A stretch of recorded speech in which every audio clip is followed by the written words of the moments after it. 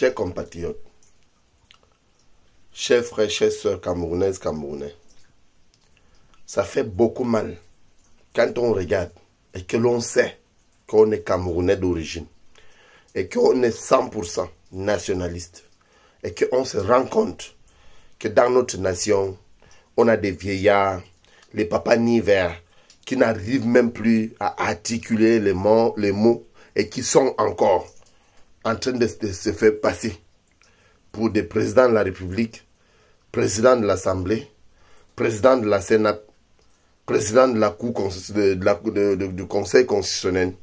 Moi, je trouve ça vraiment honteux pour nous, les Camerounais. On voit certains Camerounais passer à la télé dire le meilleur risque, c'est le roi Paul Biya. D'autres vont même jusqu'à dire le meilleur risque, c'est Franck Biya. Mais moi, je les réponds et je les rappelle toujours, le Cameroun n'appartient pas à une famille ou encore à une ethnique.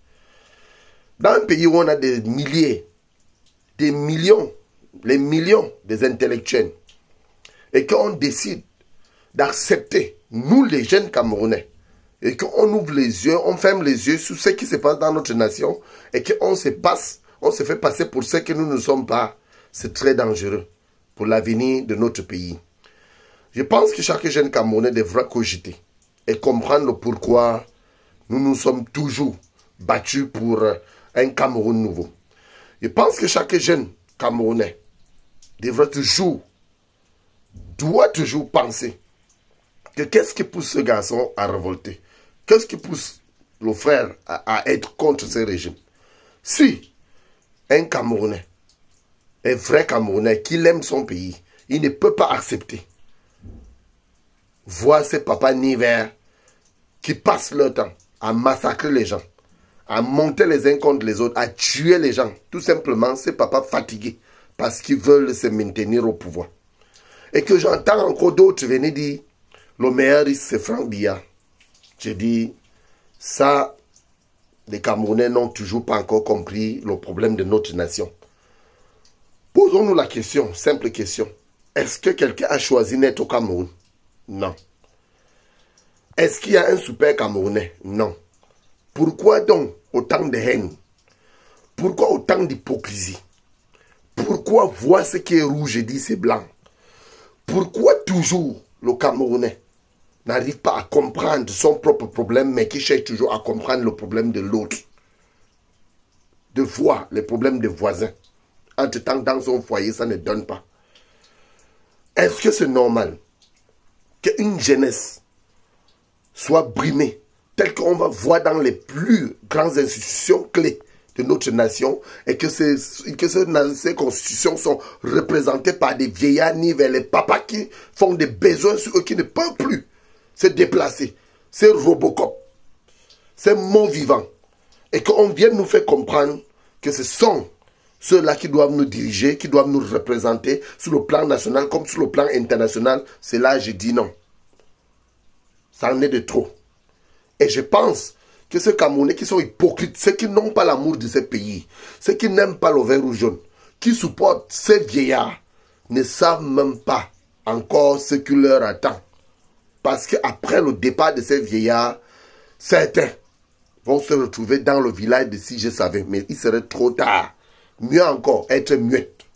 Mieux encore, être apolitique que de se mêler de cela et qu'on sait que demain, on va désirer certains postes demain après avoir autorisé ces papas nivers, bousiller le pays, lapider le contribuable pour les propres soins, pour les propres besoins personnels et pour les propres intérêts personnels.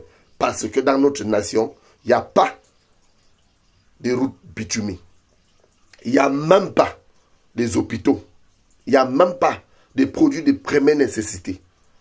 Donc même la santé, n'en parlons plus. Mais on vient, on soutient ces vieillards parce qu'ils passent à la télé. Et ceux qui diffusent même ça, je me demande si eux-mêmes ils écoutent avant de diffuser ou bien ils veulent tout simplement faire honte à notre nation. Parce qu'à l'âge là, on ne peut plus être à la tête des institutions d'un pays. Ça, peu importe le pays dans le monde, seul le pays, le Cameroun, notre pays, que j'ai constaté, que même étant à 102 ans, on veut toujours être là Et que d'autres acceptent cela tout simplement parce qu'ils pensent qu'à leur mangeoire, ils ne pensent pas à un Cameroun de demain ou encore à améliorer les conditions de vie des autres. Est-ce que dans une nation, on doit avoir un président qui ne peut plus articuler les mots? Que ce soit le président de la Sénat, que ce soit le président de l'Assemblée nationale, tous sont ses amis, que ce soit le roi Paul Biya lui-même, le soi-disant président de la République camerounaise. Est-ce qu'en tant que citoyen camerounais, je n'ai pas le droit de me fâcher? Je n'ai pas le droit de critiquer cela? Est-ce que je n'ai pas le droit de dire non? Ça suffit. Mais alors que notre constitution l'autorise. On va voir dans de vrais pays, personne est juste. Personne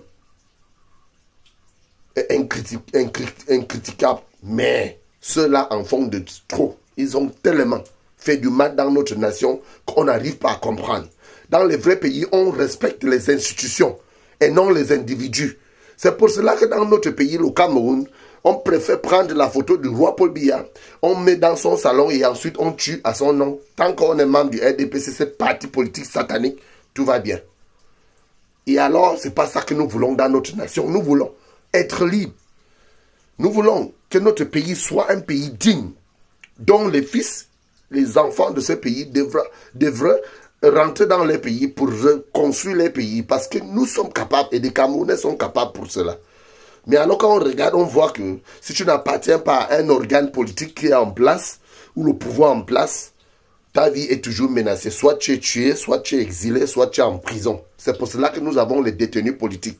Et j'ai toujours réclamé leur libération parce que ces hommes ont marché pour une cause juste. Pour une cause juste.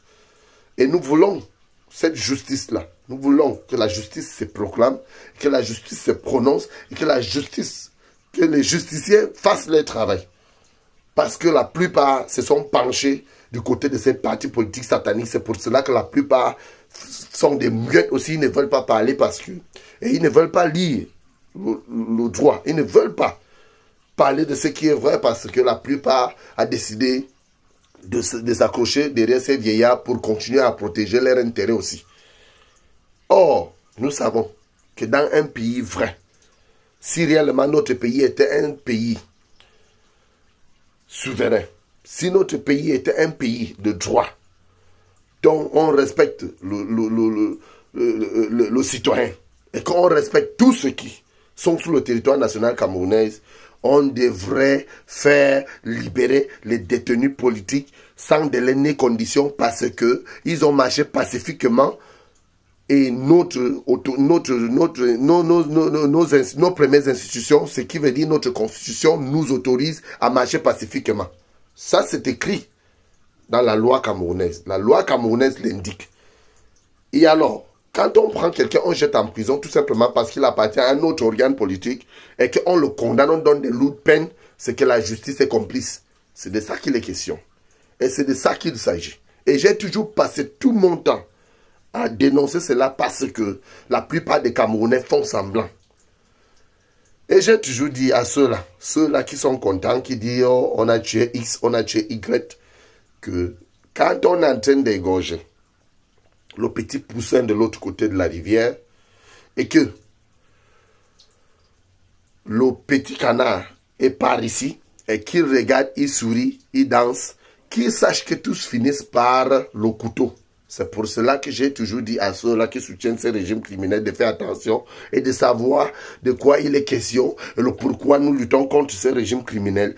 Parce que les choses ne vont pas tarder à changer. Il ne faudrait pas que chacun puisse rentrer dans le regret ou que quelqu'un puisse rentrer dans le regret alors qu'il pouvait bien sauver sa peau pour regarder ce qui est juste et vrai pour le développement de son pays. C'est de ça qu'il s'agit. Alors, j'invite ici tous les jeunes Camerounais, la jeunesse camerounaise en général, à prendre acte et à comprendre qu'on n'a plus besoin de ces vieillards à la tête des institutions camerounaises. Que nous voulons un Cameroun nouveau et que nous voulons travailler nous-mêmes et bâtir notre nation telle que notre pays doit être, telle que notre nation doit être. Et non telle que ça doit fonctionner comme les vieillards ont décidé de détruire, de piller, de lapider le contribuable pour leurs propres besoins personnels. C'est de ça qu'il est question. Et nous avons compris le pourquoi certains amassent de l'argent, le contribuable, et ils gardent parce que la plupart pensent que quand ça va déclencher, ils iront en exil. Il n'y aura pas d'exil, on va tous mourir au Cameroun. Je vous le rassure et je vous rappelle cela. Les frontières seront fermées. Personne ne va sortir. Ceux qui seront dehors ne vont pas entrer avant l'heure. Et chacun va payer de ses actes. Il y aura la chasse aux sorciers. Ce qui est sûr, c'est ce qui va se passer dans notre nation. J'ai toujours dit, et quand je dis, ça arrive, quand je prédis, ça se réalise. Alors, pour ceux qui ont dit que je mérite la mort, commencez d'abord par comprendre qu'avant même que certains n'intégraient ces combats, j'avais déjà choisi ma manière de mourir s'il s'agissait de mon pays. Donc, je reste le redoutable commandant de forces révolutionnaires camerounaises, Ramon Kota, I love my Cameroon for life. Et j'exige la libération de tous les détenus politiques, sans délai ni condition, le retour de nos frères et sœurs anglophones qui ont été exilés. Parce que personne n'a choisi d'être au Cameroun et personne au-dessus des institutions devant moi et personne au-dessus de la Constitution devant moi.